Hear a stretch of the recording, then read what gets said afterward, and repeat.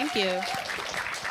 Yeah, thanks everyone for coming out. This is an amazing turnout for an amazing writer, and I'm gonna give like 3/4 disclosure or something, and say, not quite full, but and say I've known Lauren for a while now, I guess, if I think about it, and I it's a wonderful book, and I'm just so happy for you. Happy for the contribution that the book is going to make, that I know that it's going to make, and I just feel really privileged to have really seen where the book has come from and all that, and just want to say thank you, really. Oh, that is so nice, and you really have seen it from the very, very beginning. Paul was my professor at Columbia, and this is a big ask to get someone to do a Q&A with you. And he gave me a blurb that's on the cover of the book, so I am just very grateful to you and to everybody who is here tonight. Thank you so much for coming out. I have felt so supported by everyone in my life. I've received several messages from several people who've been like, I saw your book in a bookstore. I didn't like where it was, so I moved it. And that is great. That is really good. That kind of like in thinking about some of the reviews, and maybe you can answer this question and maybe kind of give a quick synopsis at the same time. I don't know. But, a lot of the books were like the reviews, at least a couple that I read, were kind of almost struggling about where to put the book. And it's interesting to hear you talk about your friend saying, I didn't like where the book was. And I'm curious, where do you think the book should be? Whoa. I just even in terms of these shelves and, the way that writers and stories get categorized and genre. I mean, if I was looking for my book in Strand, which I know the floor plan of very well, I would just have it be in fiction downstairs. I like genre. I like the fact that there is a spy genre element in this book that I've written, but I don't think the next one will include it. Just regular, schmegular, degular, old fiction. Schmegular, degular. I know that section very well. Would you mind giving the folks a quick synopsis of the book? Sure. My book is set in the 80s during the Cold War. It takes place here in New York, in Burkina Faso, and in Martinique. The main character is a black woman who is a special agent, and she is approached by the CIA and asked to help destabilize Thomas Sankara's Marxist revolutionary government. He was a real historical figure who, ushered in a golden age in his country, in Burkina Faso, in a very short period of time. I think one of the things is that really touched me about the book is, and it's one of the things that I remember having when I read the short story version, and that you had Thomas Sankara, and I don't know if people know who he is really, and I was like, my eyes just went up because I was just so excited to see someone your age. I'm not trying to act like you're 21 or anything, but you can. But it's like that name conjures up so many important things for me, and this notion of Pan-Africanist thought, all this kind of stuff that I don't necessarily believe in, and but I get excited by the idealism, I think, which is something that I don't embrace at all, but I like when I hear it. And then so one of the things, on the flap, it says inspired by true events. Yeah. And what does that mean? I mean, I think that means, it sounds to me like a marketing phrase, but it is based on I'm not suggesting that Sankara had this romantic relationship with a spy, but I did try to stay true to his ideology. I watched a lot of his speeches and read a lot of interviews, and with the ideology, I stuck to things that he really said, and that was important to me because I have the same idealism. I think for me, one of the things is one, when you think of these African leaders, he's kind of like one of the more contemporary versions of Kenyatta and Nkrumah and all these things. But I think I want to get at why him? What was it about? I mean, just because I felt more for me why not this person? He's very charismatic. He was very young when he was in power. He created a lot of social change in a very short period of time. He rode around on a motorcycle. He had a female motorcycle guard. It was just play the guitar. I mean, I don't, he was, people occasionally call him Africa's Che, and why isn't he so popular here? I mean, I feel like the question of why isn't he known here is, I have some suspicions about why that is, but I also feel like that's a germane question. And so I want to ask, and why her? What from her end? What are not the true experience necessarily, but what are you bringing in the same way that you've recast Sankara? How are you recasting this notion of the black woman federal, I don't know, almost figurehead in a weird way, the spearhead actually? Why her? You know what I'm trying to ask you? I'm trying to ask. This is such a hard question. Yeah, I feel it's tough, and I'm trying to not be fair necessarily, but what are you bringing from your own experience into her stories? I guess is what I'm trying to ask. Well, the question of why her? I mean, I think there was also a space missing there. There aren't that many black female spies in literature. There aren't that many, they're not put in this overwhelmingly white and very, heteronormatively male space that the FBI is. So I feel like the tension in the person whose life is dictated by these different identities is probably an interesting one, full of conflict and contrast, and that is where I build a story out from, the inherent conflict in a person, and then also in the relationships between people. I mean, for Marie, it was important for her to have at least been afraid of communism as a child, because that in that way, Thomas's Marxism would be a much bigger threat to her, and who she is, kind of in a fundamental way.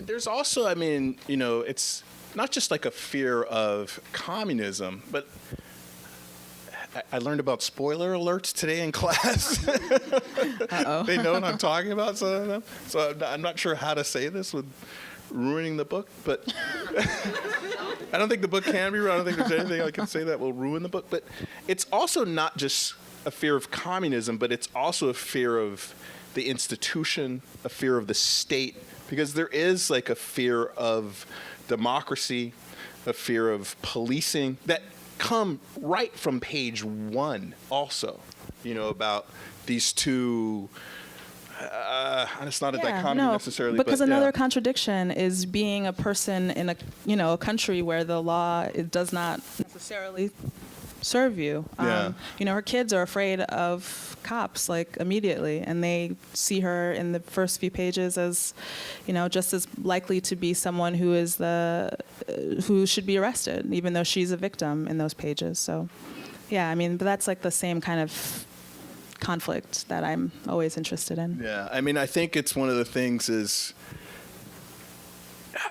to me it's a good sign, is that the book deals with hypocrisy and contradiction at such a frank level that for me it's just so refreshing, because you can see that it's not telling the story that we're used to hearing in terms of how black Americans relate to Africa and how black Americans relate to being policed and being police. And I think one of the things that's really interesting for me is within Marie's tradition is there's a legacy of kind of fulfilling this role in her family. Would you talk a little bit more about that? Yeah, her father is a deputy police commissioner, and I think that she is really attracted to law and order out of a sense of legacy and familial pride, even though there's another part of her that feels like it's a part of a larger system that does not have her best interests at heart. So, yeah. Can we talk a little bit about like the genesis of the story? Sure. And I'm thinking of my students here a little bit. And hi, students. I don't know if John Freeman is right there. Let's all turn and look at him. He wrote, I had a class with him at Columbia. I had just thrown out a novel that was not going anywhere. And in our class, he gave us a writing prompt to write a story that was kind of not in keeping in just the traditional suburban middle-class American stories that we are all really familiar with. And so my response to that was this, mother who was a black woman who looked like a typical suburban mom, but an assassination attempt reveals that she is not. And it kind of snowballed from there. Do you want to talk about the snowball, or you want to just? It was a difficult. Snowball implies that it was easy going, but I guess it was more like. I don't know what a better metaphor is. There were certainly no hills. There was certainly no, it was hard work. It was packing things on and then removing them, writing drafts of this that just were not working, and not knowing that until I'd written, spent 10 months writing it. It's hard. And so, how did it go from a short story to a novel? When did you know that was going to happen? Like, when did you know it was a novel, and how do you expand that? I didn't know it was a novel. There was another person, Christina Moore, she read it and she was like, "Do you think you can write this as a novel?" And I said, yeah, because she was an agent, and I was really like, oh, I want to work with her, like, because this is, I would love for you to be so whatever you want me to write, I'll write it. I don't know. She had this faith in me that it could be one, and I really needed it at the time. So that definitely helped spark it. And did that change? Because I know, we've met periodically throughout this whole process. And I think, the book is, in terms of a narrative, it's very direct about who the book is addressing. It's a book addressing her children, her two sons. And I think, for me, one of the things in the distinction between the short story and the novel is that there is a kind of implied audience that's bigger. And then I'm not trying to get you in trouble or anything, but I think one of the things that we talked about a little bit is, what do you have to explain about being a police officer, being a black female police officer, like in that world, in terms of how the readers come to the story? Was that harder to do? Was it harder to do when I was writing it to her, when she was writing it to her kids? Not when she's writing it to her kids. I mean, almost in terms of the process of the novel, in terms of the construction, about worrying about who was going to understand what. Yeah. Yeah, sorry. I mean, it's hard. I think everyone has to do that, figure that out. Like, who is this for? Who am I writing this for? Who am I going to be happy if they like it? And who will I feel devastated if they don't? There were just certain things where there were certain language and certain word choices I made where I was like, I don't want to have to translate this. And I feel like that was okay. I felt, pretty comfortable doing it. I feel like it's a very specific book, and the things that I'm writing about are, like you were saying, like, Black Americans and like a relationship with Africans. Like, they're very specific things that I felt like maybe I didn't need to narrate, but just if I had a story that was compelling enough, I could kind of, sneak it in. Just those kind of thoughts. Yeah, I think it's like, so one of my favorite sections in the book is like when she first sets foot in Burkina Faso. And I think one of the things that I like about it is that Marie doesn't attempt to translate where she is. I think I read a lot of books and somebody goes to Africa and then that's when the magic starts, you know what I mean? And it's not one of those books that does that. It doesn't embrace the romanticism, but it doesn't embrace the, I don't know what the word is, just, the shithole country aspect either, right? And she's really just taking everything, potholes, people, just on her own terms. And for me, that was just so special because you can really feel that it's not a book meant to assuage certain audiences or to assuage certain readers or to reaffirm certain things. And can you talk about some of the research that you did for the book? Because I know that travel was a big part of it. Yeah, I went to Ouaga. I stayed there for 6 weeks. I got sick. I had like a very, I kind of imitated the experience I had there pretty, just pretty directly in the novel. I wasn't spying, but like I was, like some of those experiences were I was able to use. While I was there, I met someone who actually, he's since, he was friends with Sankara. Like he went into exile immediately. There's a coup, and he went into exile immediately after the coup. He was actually chased out of the country. And he like shared with me his poetry that he'd written about the coup and about his friend. That was really nice, it kind of gave me the impression this man, he ran for president a few years ago. So that kind of experience, meeting someone like that so casually, gave me the impression of the country as being very, informal, and that you kind of can just meet people in this way and create these connections. So that was like a kind of guiding idea of how I wanted to express my experience in that country. Yeah. And how important is accuracy to you? That's tricky because it changes from line to line. Like, I think emotional truth is really important to me, and I tried to be accurate out of respect in a lot of places, but then I think, it's fiction, and I kind of did. You can't make someone perfect, right? Because that's a boring character. So then, it really, I'm not answering the question that well because it's like it changes from line to line. Like my feelings about the importance of how accurate I was being changed from scene to scene. So it was hard to say, this is my one approach that I took because, I don't know. I was also writing at different times, and just who I was also affects that kind of thing. So, do you want to say a little more about like who you are affecting those kind of things? This is like. Well, I'm so happy. Actually, I thought I would hate this, but I'm so glad to be on this side. So, yeah. The questions I've been getting are like, how the stories start. Like, I'm used to that. I like sent you the questions that were like the most easy, like softball questions, and now we're like, who are you essentially as a human being, Lauren? Like, what do you believe in? I mean, you don't have to answer it like in a personal way. I mean, for me, it's like one of the fun things that's fun about doing research is you set out to accomplish something, mm-hmm. and 9 times out of 10, it's completely different from what you thought you were looking for wasn't what you were looking for. So I'm just trying to, Wait, sorry, what was the question again? It was, who are you? But yeah, okay, I just wanted to make sure. No. Who am I? No. Who am I?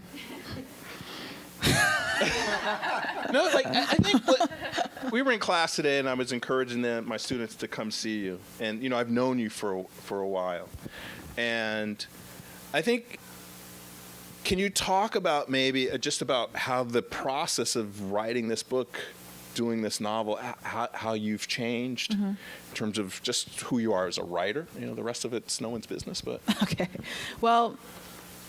A funny thing about writing a novel is you have the idea, the origin of the idea at a particular point in time, and you're that person at that time. And then it takes you 3, 4, 5 years to write it. And by the time you are finished, you're a different person who would have had a different idea about how to start the book.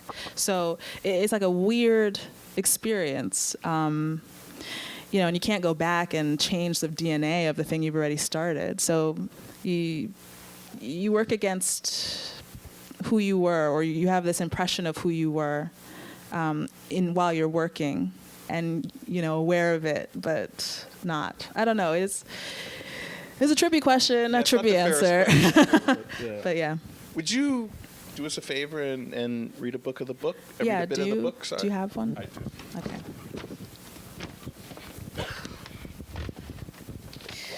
Oh, it's 7:52. Sorry. No, it's okay. That's really good.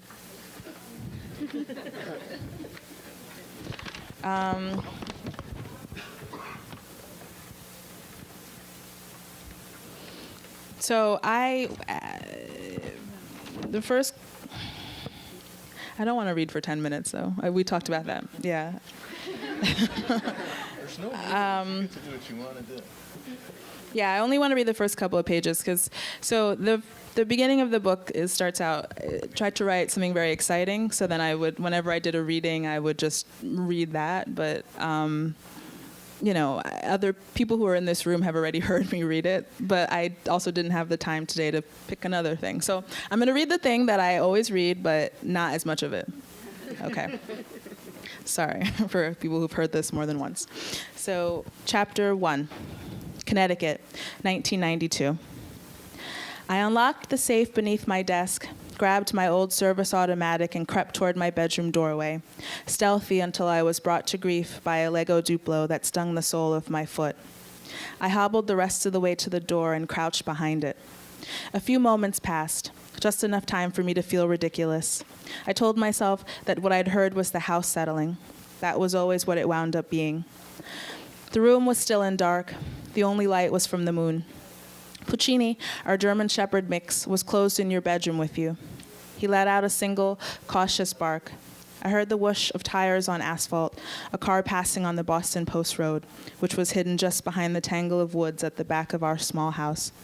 Then it was quiet again. That night, I'd been up late working on a translation at the desk in my room, so it was after 2 when I'd finally shut off the light and climbed into bed. I hadn't been able to sleep. As I was staring at the ceiling, I thought I'd heard a floorboard creak in the hall. Instinctively, I'd climbed out of bed and gone for my gun. Your room was across from my own. I pictured you both asleep and told myself I was being irrational. I told myself we were safe. Then a man appeared in my bedroom, and my heart picked up speed as I watched him approach my bed. I lunged low at him from behind, toppling him to the floor with a crash. His gun thudded against the hardwood and disappeared into the darkness. He tried to stand, but I climbed on him, pinned him down. His lean, hard body bucked beneath mine. He shoved me off, and my back collided with the bedside table.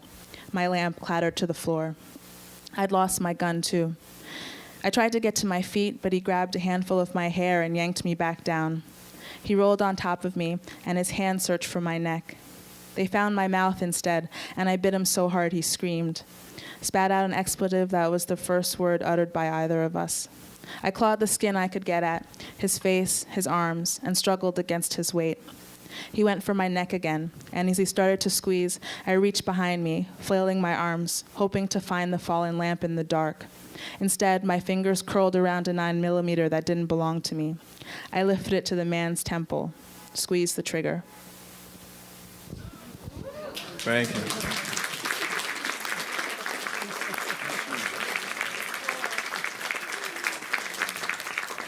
So I'm going to ask you one more question, and then we'll take some questions from the audience, if that's all right. Mm-hmm. So I don't know, maybe we've been talking about this the whole time, but I think it's sort of personal maybe, I don't know. But can you talk about what the word risk meant to you in terms of like what you just read, what the book is about? That's interesting because I was thinking about risk taking today. I feel like this is a big book. It's a bigger and more confident book than I often feel like I am. And I was thinking, I'm like, am I someone who is willing to take risks in fiction in a way that I am not in my real life? And can I apply that to, myself, to who I am outside of when I'm writing? Do I even want to do that? So that's what I think when you ask me about risk. I gave myself freedom to create this world that is a type of freedom that I rarely give myself, and that's probably one of the reasons why I write fiction, to have that space. So, I don't know. Any questions from the audience at all? Hi. When you set out the most and make it, I haven't read it yet, so I don't know. Is the entire book in the second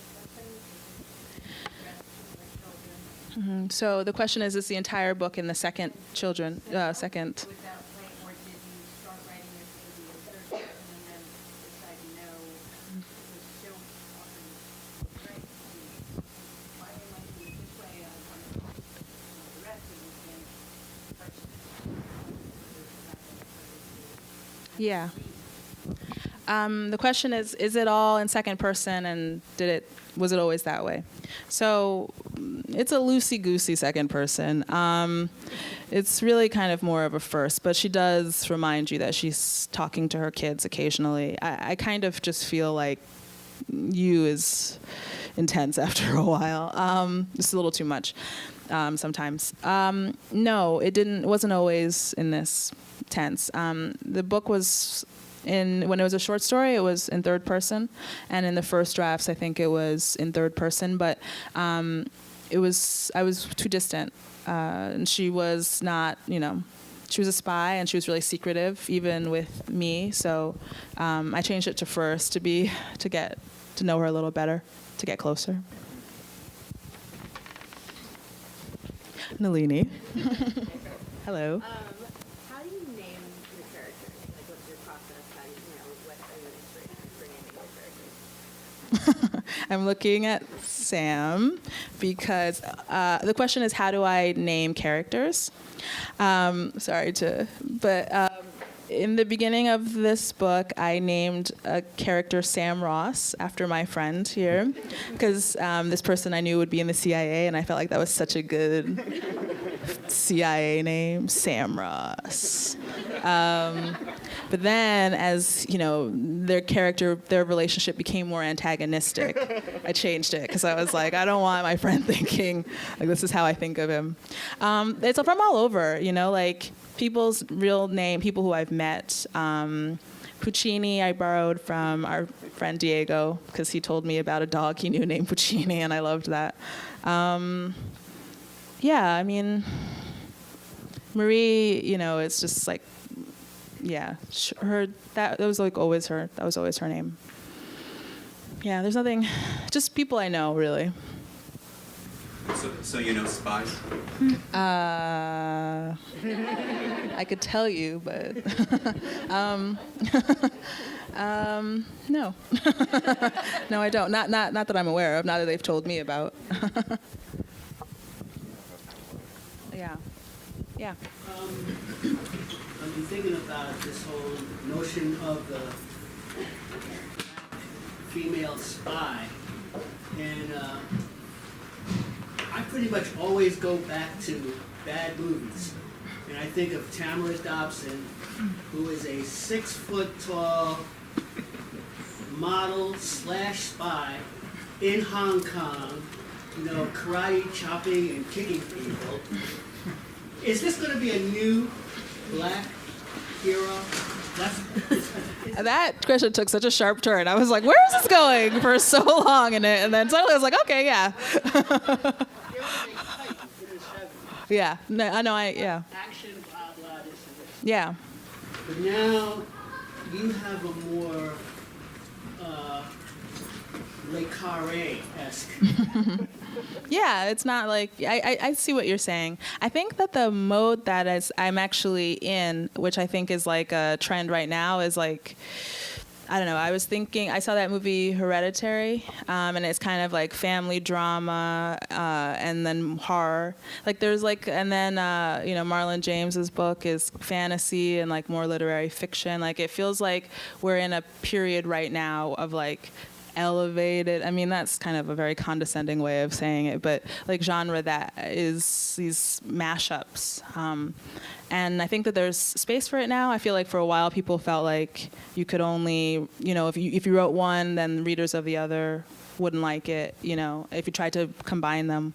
But now I think that people are maybe a little more generous with readers and what they have the capacity and interest for. Nick? So Thomas Sankara is very much a character in this book. He's not really just a figure or someone on a periphery. I'm wondering what you felt your responsibilities were, or what your duty was when writing a real character, but taking it into a fictional realm.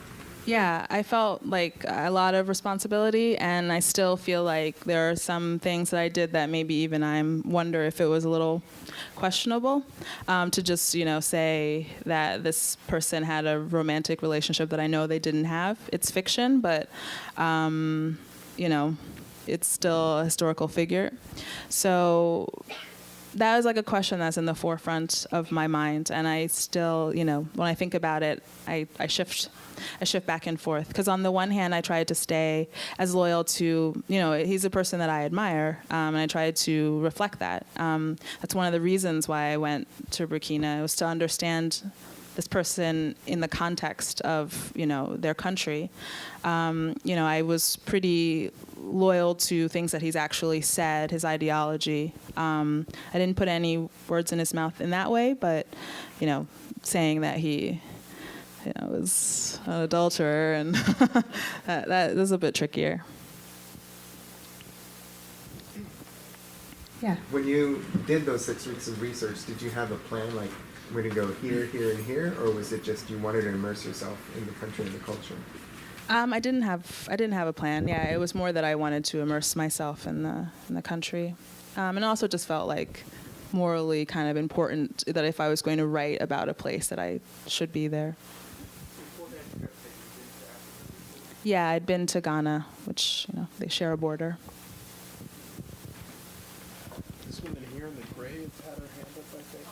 Yeah. So I was curious about how much research did you do about spies and the FBI and the CIA and all that? Just because it's such a secretive, complicated world. Like, did you read like a ton of archives or spy novels? I read a lot of spy novels, and because it is a secretive world, I took advantage of that. So I said, no one can say that this isn't how it is, So but I did read a lot. I read, nonfiction memoirs.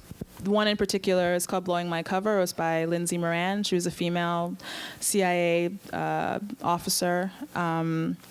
I read several books about the FBI and I've asked people questions.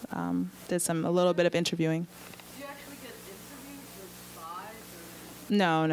No.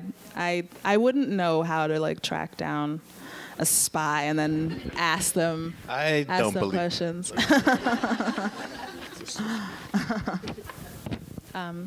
Yeah. Hi. I want to go back to what you said about writing is something about being almost back to the future and having this moment in time that you're tracking, but at the same time having a conclusion. And now that you are, it's almost like a song or an album, when you're done, you're so over it, but you have to promote it. And I wanted to know, do you have any feelings about, not over it, meaning you've been living with it and now it's conceived and you still are on to the next. Do you have a lot of things now that it's done that you wish you could massage about? You don't have to tell us what they are, but how do you feel the ratio of what you would like to have added, knowing what you know now is to this book, and also what's next now that you are done? Do you have any thoughts about what's next? Well, one thing that surprised me was that I felt like once you see someone's book on the shelf that they're finished and they were like happy with that, and I could have written another draft, and I don't know if that draft would have been better, but I could have written it, and I could have kept doing that forever. So, it was my editor who was like, "You got to stop," which was difficult advice to hear, but some of the best advice I've received. So, that was kind of the end. Kept it and I mean, I have to, I have no, I mean, because it's here, but so now what's next? I could have kept massaging it. Now what's next? I want to write about a con woman, but I don't know, like, in what, how yet, but I do want to write that. Eric. I just have a question because, you spoke about the Martinique and Burkina Faso in the book, and no offense to Americans, but these territories are not very well known to Americans, So before choosing these territories, did you hesitate to choose more familiar territories than Liberia, for example, before setting on I guess if I'd had that as a motivation, it would have been like a commercial motivation, like being like, oh, this would sell better if I write about something that people are more familiar with. But this is a novel, so I kind of felt like, money, that commercial interest wasn't like going to be the primary focus. I kind of just felt like I could do what I wanted in that regard because, I don't know. I mean, who can say what book will really sell well? You can't kind of make those choices assuming that it will, because there's not a lot of rhyme and reason to it. I think one of the things that the book, no one knows who Thomas Sankara is, And I think one of the things that the book does amazingly well is you can see why the U.S. government would be so afraid of this person that you've never heard of. Why he's so charismatic, why he's so forward-thinking.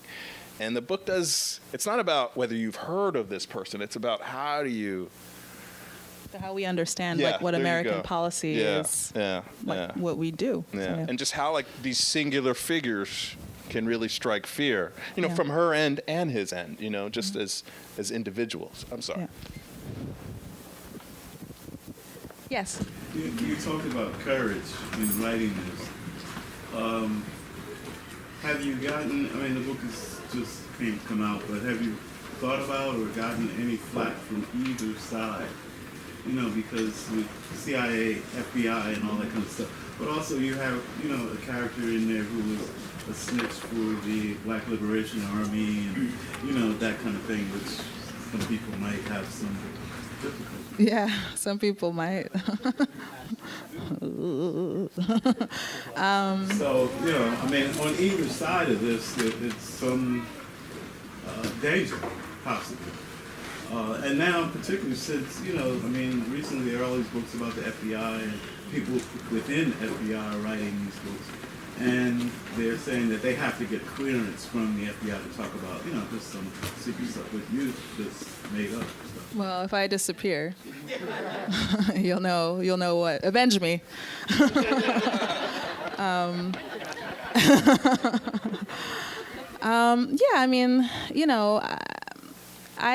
There are things that I worried about, but then I kind of just told myself, well, it's a book, it's fiction, they're not, I don't think that I'm going to be getting any special attention, but maybe I'm in denial. I don't know. There's a lot of denial involved in writing this. I haven't gotten flack yet, but I have, reading reviews is not good for you, even if they are good. So, I got a good review in the Times, but there was one sentence that was a little critical, and I obsessed over it for days. So, I guess what I'm trying to say is, I might get flack, but unless someone says something to me directly, I won't know about it because I'm doing a lot of work to not Google myself or find out what people think about me for my mental health. We know what Mueller's doing next. Well, as Malcolm X said, time will tell.